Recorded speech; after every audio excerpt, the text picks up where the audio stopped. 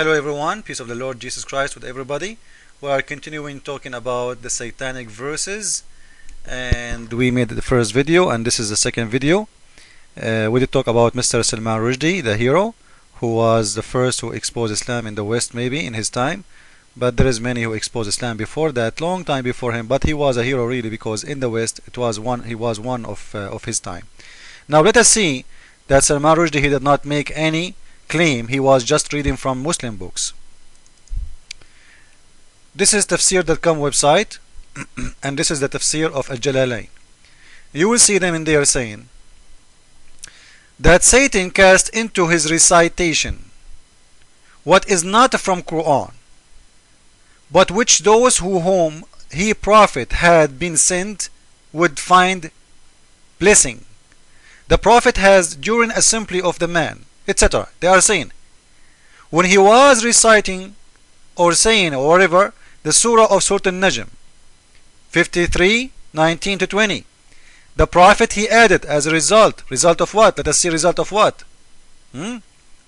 Satan casting them into his tongue without the prophet being aware of it. Wow, this is really a disaster. Do you know, guys, why? Because if the prophet is not aware what he is saying, God knows how many verses Satan he did say. How we know how many and for how long Satan was casting verses and words in the mouth of Muhammad without the prophet knowing. You got the point? If the prophet he was speaking for Satan, anyone can guarantee me for how long? And to show you that he was speaking for Satan for long, I will show you the following. And by the way, before I show you, when the book of Salman Rushdie called Satanic Verses, did Salman Rushdie he did lie? Your verse, your Quran saying that. This is Quran saying Satan put Satanic Verses in the tongue of Muhammad as if it's Quran. It's not Salman Rushdie saying that. So Muslims, they send you their books, they say please read the Quran, because they want to convert you, right? But if you use your brain when you are reading the Quran, they are in trouble and they get so upset from you, even they want to kill you if you ask them how Satan was able to put words in the mouth of Muhammad. How? Not only that, he is not aware of it even. Not aware, which means he is under full control of Satan. You know, like when I talk to you now, I hear myself. Is that correct? I hear what I'm saying. Even if I'm talking inside my head, I know what I'm thinking about, you know, inside my head. But Muhammad, according to the Muslims book, according to the Quran, he is not aware. And what not aware mean?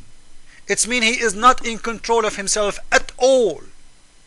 Because you cannot aware of what you say and what you do if you are really in control. So who was in control? Satan.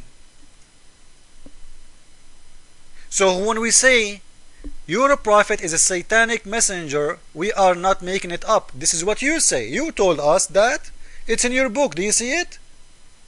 Satan is controlling Muhammad, full control, and he is not aware even of what he say. And guys, if somebody speak for God, we call him messenger of God, correct? Because messenger of God is someone who speak for God. Okay. If someone speak for Satan, what we call him?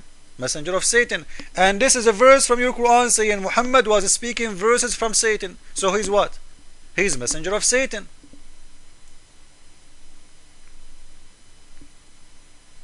And he was exposing here because everybody was wondering that this guy contradicting himself. He says something in the morning, he says something at night, he says something afternoon. You know, this cannot be a prophet. So to cover himself, he made this verse in here to say, oh, sorry guys, Satan was controlling me. And just to show you how he contradict himself, read the following with me. I will show you now that Muhammad, he cannot be a prophet of God from his book. How? Look at this. This is Surah 15. This is the Islamic translation, not my translation again, official website of Saudi Arabia. Surah 15, verse number 39. Iblis said, O my Lord, because thou hast put me in the wrong, I will make wrong fair seeming to them on the earth, and I will put them all in the wrong. So this is Satan. He is saying, I will make everybody mistake. I will make everybody sinner. Look what Allah he said to him. Guys, listen carefully. Except, so Satan, he's saying, I will make everybody sinner, except who? Except those who they are servant among them.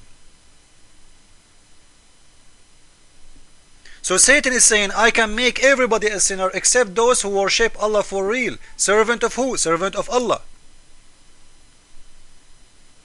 So Satan saying clearly, I cannot go and make those people, I have no control of them.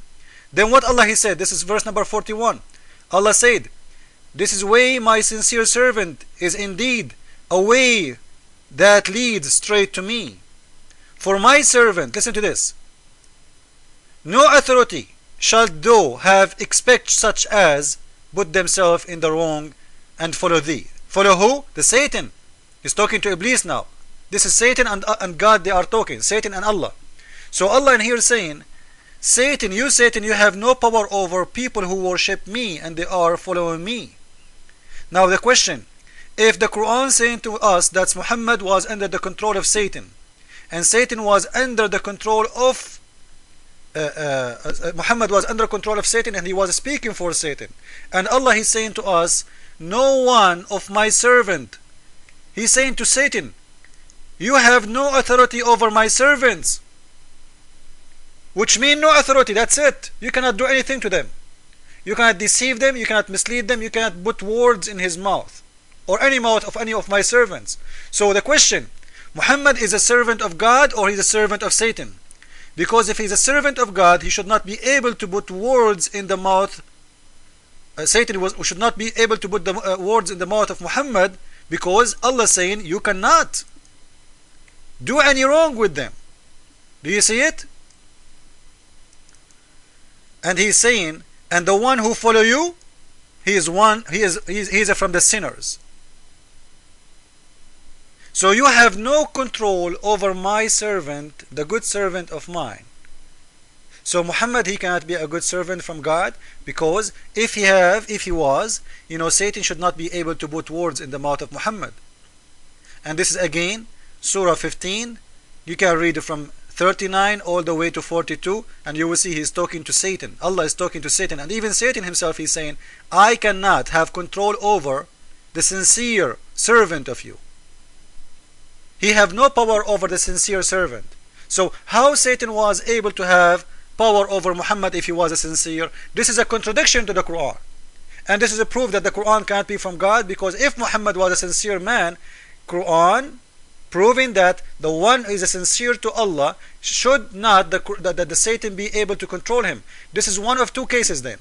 Either the Quran is garbage book, contradict itself, or Muhammad was not sincere, because Satan and Allah, both of them saying, Satan saying, I have no control over those who follow you, and Allah saying, you have no control over the one who follow me. You have control only over the one whom is guided, which means not the Muslims. And he threatened them to go to hell. If we go to Ibn Kathir explanation, this is Surah 22 verse 52, official government website of Saudi Arabia, you will see that the Prophet not only he got words as Quran from Satan, no, he did bow down to the three daughters of the moon god, and he said to the Muslims, and he said to everybody around him, it's a must for all of us to appraise the three daughters of the moon god, Manat, Wallat, Wal-Udda, the third one. And then the infidel says, wow, this is great, he's appraising our lords. And he bowed down. He bowed down to who? To the Lat wal Uzza, because he is mentioning their names. And they bow down with him. Who? The pagans.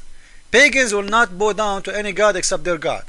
So Muhammad, he bowed down to their God, and they bow down with him to the three daughters of the moon god. So Muhammad not only was controlled by putting words in his tongue, he was controlled physically, because bowing down to the three daughters of the moon god, proving to us that he was controlled, full control, tongue and physic control. And to show you more about the physic control, let us go more and see. This is Sahih al-Bukhari, The Prophet used to imagine himself having sex with his wives, but he never did. And we showed you the hadith before. The Prophet used to imagine himself doing things, but he never did. So the man, he was living in a full illusion, full control of Satan. And this is proven to us that he cannot be a prophet of God, because Satan, he said, I have no control over the good followers of you, Allah. And Allah, he said, you have no control over my followers, you Satan. So Muhammad, he cannot be a follower of a real God, because if this is true, the Quran is a true book, he should not be able, the Satan should not be able to control Muhammad full control. This is why we say Islam is false, I cannot be from God. If you have more questions, please let me know. Jesus is Lord, Islam is false. Ameen.